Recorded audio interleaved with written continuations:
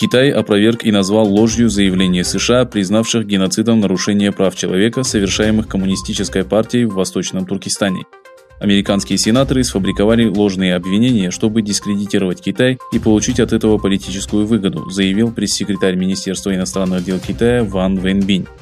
Во вторник председатель Комитета по международным отношениям при Сенате США Джим Риш и сенаторы от Техаса, Флориды и Нью-Джерси Джон Корнин, Марко Рубио и Роберт Менендес предложили проект закона, призванного привлечь к ответственности китайское правительство за совершение геноцида.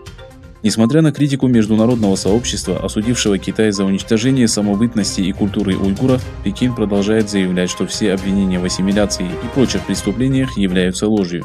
Китайские власти отказывают официальным представителям ООН о предоставлении неограниченного доступа в регион для проведения независимого расследования.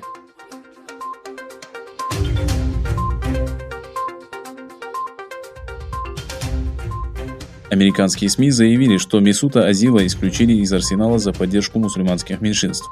Нью-Йорк Таймс издала статью о том, как Азил выбыл из клуба, за который играл 10 месяцев. Все началось с его публикации в Твиттере о положении уйгуров. После этого Азил потерял 6 миллионов подписчиков и 50 тысяч фанатов в Weibo, крупнейшей социальной сети Китая. После публикации данного заявления государственное телевидение отказалось транслировать матчи премьер-лиги с участием Арсенала. Руководство клуба заявило, что это является личным мнением футболиста. Осуждение и экономическое давление на Азила дошли до удаления его персонажа из видеоигр. Публикация 32-летнего футболиста, которую просмотрели 20 миллионов подписчиков, превратилась в проблему не только для Арсенала, но и английской премьер-лиги. Руководство клуба призвало Месута избегать политических заявлений. Китайские власти приказали убрать надписи «Арсенал» с подарков, которые клуб отправлял в Китай по случаю китайского Нового года. После ряда скандалов и давления китайских властей Азила исключили из состава игроков английского дивизиона и Лиги чемпионов.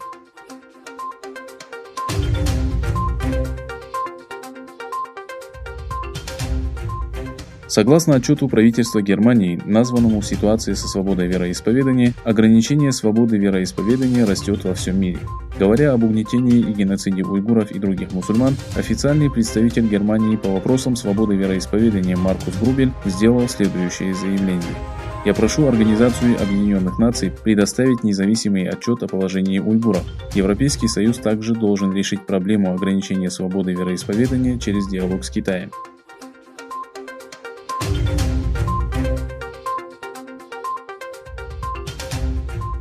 Госдепартамент США изменил статус Ассоциации поддержки мирного объединения Китая, базирующегося в Вашингтоне, на иностранное представительство Китайской Народной Республики. Глава Госдепартамента Майк Помпео заявил, что в состав Департамента Объединенного фронта, ответственного за пропаганду в зарубежных странах, входит и Китайская ассоциация в поддержку мирного объединения.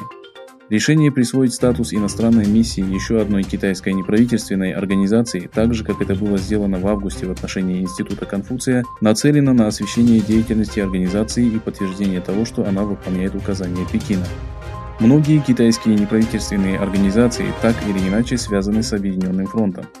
Именно по этой причине власти США решили присвоить данный статус китайским СМИ в рамках закона о регистрации иностранных агентов.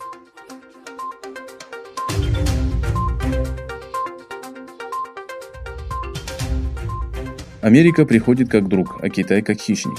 С таким утверждением в среду выступил Майк Помпео в ходе встречи со своим шри-ланкийским коллегом Динешем Гунаварденой. Министр иностранных дел США прибыл в Коломбо в рамках турне по 4 странам Азии. Его цель, по мнению аналитиков, укрепить союзнические связи для противодействия растущему влиянию Пекина в регионе. Накануне визита китайские власти предупреждали, Вашингтон пытается запугать их азиатских партнеров. Сильная и суверенная Шри-Ланка является мощным стратегическим партнером Соединенных Штатов на мировой арене.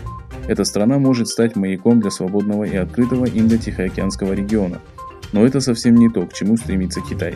Мы видим это по плохим сделкам, нарушению суверенитета, беззаконию на суше и на море.